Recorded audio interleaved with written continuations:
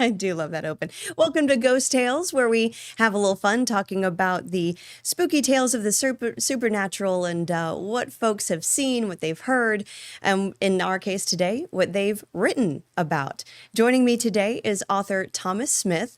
He is an author of several books, and we are delighted to have him with us today, joining us from Satellite Beach, Florida. Thank you, Thomas, for joining us. Thank you. Appreciate you having me. Awesome. Well, I do love all these books. So you've written Haunted North Carolina Coast, and then that was turned into a delightful children's book, Haunted North Carolina Coast. I love how we've turned ghost stories into children's books. You've also got a novel, Something Stirs, which is a little disturbing, to say the Oh, least. It's fun though, and you've got other books. right. What other books am I missing? I will from the shameless plug department. There's a collection of my short stories called Other Places. Other places, yes. That one has been out less than a year. And the same publisher that did Something Stirs did that one. Awesome. Awesome. I love it. All right. So talk about, well, first of all, give me a little background. How did you come to write about these haunted places and these stories that we've collected along the North Carolina coast? When I was a kid, especially when we went on vacation, if we were in the mountains or the beach or wherever, there was always a section in some shop of ghost stories from that region, and I couldn't get enough of them. And the school library, the bookmobile, the public library, I would look for those because I just love those sorts of stories. And I had started writing 30 plus years ago. I'm not going to do the math because it's depressing. But one of the things that I did a couple of years back was thought, I would, as much as I love these and as many of them as I've seen, I'd love to write one of these books. And so I did a proposal for the publisher. And at that point, I was living on one of the barrier islands in North Carolina. And so I pitched the Haunted North Carolina Coast. And they said, oh, that would be great. We don't have one of those. So I wrote the book. And the book had been out about maybe 2.5 months. And the publisher from their children's book division called and said, would you consider adapting your book into a children's book for us? And so that sort of started the whole thing. And so now that we're living in Florida, I'm working on a series of similar books for Florida. How fun. Yes, you're going to be down in the Keys, right? Just got back. Okay, wonderful, wonderful. Okay, so talk a little bit about remind me, what year did the Haunted North Carolina Coast come out? Oh, let's see. That one has been out 20, maybe 2 years at the okay, most. yes. Well, I see it That right here, one. copyright to 2024. Right. Okay. And the other came out within about the last 6 months. Okay. So talk about, there are lots of different stories. You kind of jump around. I love the talking about the ships Mhm. and the lighthouses. Right. That's my favorite part. Tell me about do you have a favorite story in here? One of my favorites has to do with the battleship North Carolina. Mhm. And in doing the research on that, I found out that the Ghost Guild of North Carolina actually did a few investigations on the ship. And one of the fun parts of researching the book was getting to listen to their recordings of what went on on the ship, and to hear some of their people talk about what happened to them. There was one incident in the galley, for example, where one of the investigators said, we need more than this. If you're here, you need to let us know it. And said it sounded like somebody dropped a metal bed on the floor and said, okay, that'll do it. Uh, so, stories like that. A lot of it was just doing the research, but that was the most fun because getting to go through their records and their recordings and see some of the things they saw, and realizing that not all of the sailors on that ship left. Mm-hmm. I know we've had somebody come on talking about the USS Wisconsin here, Mhm. and he served on it during Operation Desert Shield, and he had an experience on there where it was like he was talking about you just know somebody, you just get that feeling somebody's watching you, and you turn around and he saw this kind of white floating kind of substance in the air, and he was like, okay, I'm not going that way. So he turns around and there it is again in front of him over there, and he's like, he can't escape it for some reason, and he went and told somebody about it, and they're like, oh, you went in that area? Well, we know there are ghosts back there. We don't go back there. That sounds like one of the places on Battleship North Carolina where they would see someone going from one section to another and said, after a while, you just got used to it because they're going to be back there. Oh my goodness, you just get used to it. Yeah, I don't I'm not sure I can do that. know. I'm not sure I could either. That's just crazy. Talk about how much fun was it for you putting together all these stories? It was really a lot of fun. One, I learned a lot of history, and two, I kept going back to those books when I was a kid. There was one called Tar Heel Ghost, and there were some others. And the thing that really struck me is when I'm pulling all these together and saying, okay, these go here and these go here, thinking, I wonder if this is what the people that started me on this trail did. If they sat there going, now, should this be here or should it be there? Or should I leave it out and bring in something else? But the most fun was just watching these things come together. Some of the sites that I had visited, standing there going, yeah, this is where it happened. And not knowing if I really want to see it happen again or not. Have Yeah, you that was the biggest part, was sort of feeling like I was in that line of people that started me on this publishing journey, if you will. Oh, that's crazy. All right, so we're going to take a quick break right now, and we'll be right back talking more about haunted North Carolina coast. We'll be right back.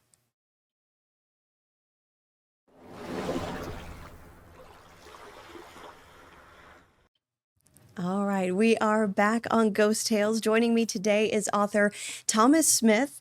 He's written Haunted North Carolina Coast, among several other books, and it's a collection of really neat stories of haunted places along the North Carolina coast, obviously, as the title implies. I love talk to me a little bit about the lighthouses. Do you have a favorite lighthouse along the Outer Banks or the North Carolina coast? I don't really have a favorite, but what I like is there's a similarity between a lot of the lighthouses and the types of experiences that people have had there. And in looking back over that, was thinking, well, with them serving the same purpose, and with all the shipwrecks, that was the thing that really sort of drew me in, was the effect the shipwrecks had. For example, in looking at the Ocracoke Lighthouse, Hmm. and there are, with being part of Torpedo Alley and all of that, and all of the ships that were sunk out there, and looking at the fact that it's one of the most haunted stretches of land in North Carolina. That lighthouse, having seen what it has seen, and the the spectral images that are associated with it. The thing that really struck me working with the lighthouse is why every lighthouse isn't haunted, because they all have had a similar history. Hmm. But for example, but the one in Ocracoke, it really does not surprise me at all because of what it's seen and the bodies that are washed up on the shore, and all of the tragedy associated with that lighthouse. I'm really surprised anybody can get close to it. That's crazy. I know. I was just reading about the where you mentioned the ghost fleet. Mhm. Talk about what you mean when you say ghost fleet. Yeah, there are over 400 ships just along the Outer Banks and North Carolina coast, stretching up past Virginia even. And there are just so many ships that were either sunk during the war, or they went down during storms or through accident. it's not necessarily a matter of if they were sunk so the spirits of the dead are coming back, but it's just the sheer number of ships because of the hidden shoals, Mm-hmm. the shifting sandbars, all of the various things that would sink a ship. There's everything from frigates to sailing ships to fishing boats, and just the fact that all of the over 400 ships are there, and they're sort of the silent sentinels of the coastal area. They just watch history as it comes and goes. There are a couple of them that have contributed to the haunted shenanigans on land, but most of them are just a testament to how dangerous that area is and the history that is gone on. Mm-hmm. That's crazy. Um, Talk about, excuse me. Have you experienced any kind of paranormal activity? Uh, Lived in a haunted house. Tell me In about that. Tell me about that. fact, and my brother-in-law and his wife found out about it by meeting someone in a bed and breakfast in Maine. Mm-hmm. They were signing in and getting ready for breakfast, and they saw the name of someone from Georgia and struck up a conversation and said, "Well, has he told you about the ghost?" And they said, "No." And so they proceeded to tell them about the ghost. Especially if you had children, the ghost was very obvious. If a child, like a baby or a child who was alone, cried in the night, Mm-hmm. if there was a bassinet in the room that would rock, parents would go in and see the bassinet rock back and forth. Wow. If the bassinet was locked in place or it was not one that rocked, there was a rocking chair that came with the house, and the rocking chair, if the child was crying, if the what they were sleeping in would not rock, the rocking chair would be moved. Wow. Wow. Wow. That's chilling. Okay. Yeah. Just a little bit. Okay. So talk about, okay. So your favorite story in North Carolina coast, haunted North Carolina coast, did you say that's the Ocracoke Lighthouse? Talking Well, about that's that? my favorite Oh, okay. lighthouse. My favorite story is the hoof prints at Bath. I'm sorry?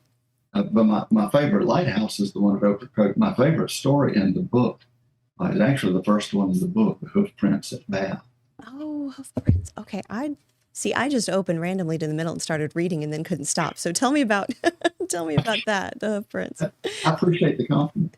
Um, Jesse Elliott was the meanest man in the county back in the 1800s. He loved to fight, he loved to drink, and he loved to horse race. They were his three loves. And as the story is told, when he and his friends on Sunday morning were gathered in the town square, a stranger dressed in black walked up and said, "You're Jesse Elliott." "Yes, sir." "I hear you think you have the fastest horse in the area, and I don't think you do." And Jesse, being Jesse, said, "Oh, I'm certain I am. I can take you or anybody else." The stranger said, "Fine, let's race." So Jesse went home. His wife asked him, "Oh, did you come back to go to church?" He shoved her out of the way and said, "Nope," put on his riding boots, got his horse, and went back to the town square. And the stranger had gotten his horse, and his horse was a big midnight black stallion. So they went to the place where the races normally started. His friends counted down from three, and when they got to one and the pistol fired, Jesse took off. The stranger took off, and Jesse was riding as hard as he had ever ridden in his life. Hmm. And the stranger was right behind him. And he could feel the horse's breath on his neck. They were that close. And Jesse saw the turn in the road where they would race and said, "If I can just make it around that corner another quarter of a mile, I will beat him." And so, as the story goes, he screamed, "Horse, take me to the winner's circle or take me to hell." And just as they got to the curve, the horse looked back, and nobody really knows what it saw, but it stopped dead in its tracks. And Jesse flew over the horse's head, hit a pine tree, broke his neck, was dead before he hit the ground. Ooh. And when his friends came to collect him, there were 5 hoof prints, the 4 from his horse and 1 from the stranger who they still say was there waiting to take him to hell. And if you go to that spot today, the hoof prints are still there. They can't get rid of them. Huh. Oh gosh. Wow. That is crazy. And I see you have also included that in your children's version of Right. the book. Mhm. Oh my goodness. Okay, we're going to have to take a break. We'll be right back after this talking about the children's book. We'll stay with us.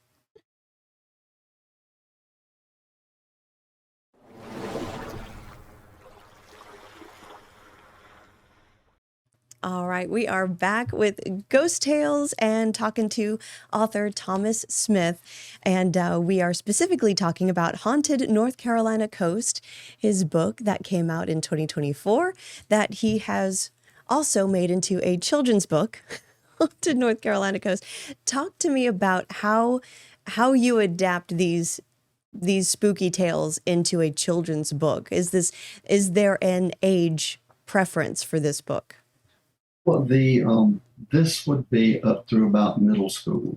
Okay. And the publisher for their children's division, they have well, the Haunted North Carolina Coast book is for what they call their Haunted America series. This was for their Spooky America series, again for the younger kids. And the instructions I was given when they called and said, "Would you adapt your book for a children's book?"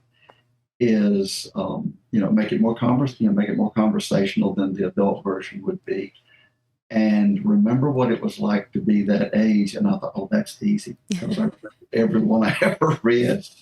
So the biggest part of it was just some of the more intense scenes, lightening those up a little bit, and just keeping in mind the things that I really liked about the books when I was that age, and the things that hooked me. And so a lot of it was, taking out some of the more historical details and giving a brief overview of the historic parts and getting straight into the scary parts. And of course, the other thing, I had to cut a lot of the stories because it's a shorter book. But again, the bigger part is, as one author said years ago, just take out the boring parts. Are there boring parts when it comes to a ghost tale? I've never found one. Okay, and we're going to talk quickly about Something Stirs. Now, explain the premise of this book, because it says it's just a little. What gave you the inspiration for this book? Back in the early 2000s, the Christian fiction market, trying to keep up with other aspects of the market, said we need to have horror lines. We need somebody who can do the Christian equivalent of Stephen King kind of things. Mm-hmm. And there was Frank Peretti. There were 1 or 2 others, but those were the sort of exception to the rule. And a publisher they were a nonfiction publisher starting a fiction line, and they put out a call for submissions. And I thought about it and said, haunted house novel would be perfect for that. And so I did a little research, talked to them to see what they wanted, and said, well, I will have a manuscript finished in another couple of months. If you're interested, I'd love to send you a proposal. And sure, we'd love to see that. And to make a very long story short, they bought the book. They liked the proposal. The thing that they were concerned about is it must be theologically accurate, which it was. In this case, it's not so much ghosts in the house, Mm-hmm. but the house itself is possessed. Yes. That's how you get around the theological question. Well, are there ghosts? Well, no, but demons can possess an inanimate object, and so that gave us the way in. And they published the book, and it sort of fizzled because they really weren't sure what to do with it. But one thing they did do that was really great, they hired someone to do a book trailer, which back then was basically pictures, a little voiceover, and maybe some text. Mm-hmm. But this was a fellow named Adam Drake who said, I'm going to make about a 2.5 minute movie, just like a movie trailer. Mm-hmm. He's now the sort of the second in command, if you will, for the series The Chosen. Mm-hmm. But the book, after it had been out, I let it finally go out of print. And I got a call from an editor friend of mine at Cemetery Dance, who is nothing. I mean, they are a horror publisher. And they were wanting to bring in some faith-based things as well. And said, well, we'd like to re-release Something Stirs. I said, okay, I'd like to put in the scenes that they asked me to cut. I'd like to get rid of all the fax machines and cordless phones. I said, sure, go ahead. So with that, it was more in keeping with what I hoped it would have been in the beginning, was a true horror novel, but with a Christian underpinning. And so, but the kind of book that if someone was a Christian, they would read it and say something, and they would make them say, oh yes, I've always believed that, I've always thought that. And for people that weren't Christian necessarily, that they would walk away from it going, that was a really good book. A few things to think about. Yeah. But that's the short version of how it came about. That is neat. That is neat. Again, here's the book, Something Stirs. And tell people where you can buy these books. Basically, you can get them through any bookstore. You can get them on Amazon. They are, the publishers are well known throughout the country. So whatever your favorite bookstore is, if they don't have it, they can certainly order it. Or if you just can't hardly wait and you need to have a copy this week so you can start reading it, Amazon will help you out. Yes, and it's Arcadia? Is that the publishing? Yeah, Arcadia did the North Carolina books, and Cemetery Dance did Something Stirs and other places. Yes, and I got a nice note from your publicist, and as I told you earlier, when I got Something Stirs, I opened it up randomly to a page, and it was chapter 13. Yeah. So it's spookiness abounding. And talk about, really quickly, we've got a couple more minutes, talk about your book upcoming about the Keys, the Florida Keys. Well, the one on Florida Keys is still in the sort of research to the various folks, but I am writing one on the haunted Florida's Atlantic coast, and that was really one of the reasons I went down to do research in the Keys, because I thought, technically the Atlantic coast does come to the Keys, and so, but the trip was a lot of fun. Yes, there are a couple of stories in there that I might have to just take out if they say we're not going to do the Keys yet. Say that's okay. I've got a couple that really need to be in here anyway. But yeah, it's since Arcadia is a sort of a regional publisher, every region has its own editors. And I thought, well, since I'm here, there are a lot of spooky places, and oddly enough, my editor for the children's books emailed me while I was in the Keys and said, would you consider adapting one of our other books as a children's book? And they have one called Florida's Haunted Panhandle. I said, absolutely. So that's the pride of that, and working the Keys in with everything else. Neat. I'll be covering Florida now. Yeah. And me being a Florida native, cannot wait for that. Will you be going to St. Augustine? I will. Yes. Awesome. All right. And when can do we know kind of a time frame when that will be out? The manuscript is due early February. Okay. And so it will be out, my guess is it will be out maybe in time for Halloween next year. Gotcha. Okay, we will definitely. And do we have a title? Florida's Haunted Atlantic Coast. Florida's Haunted Atlantic Coast. Can't wait for that. Looking forward to that. Thank you. Thank you so much, Thomas Smith, for joining us today. We really appreciate you taking the time and joining us through Zoom from Florida. And nice, sunny, warm, hot. We know what that's like up here. All right. Thank you so much, Thomas Smith. And we'll see you again here next week on Ghost Tales with another spooky tale to share. Thanks for joining us.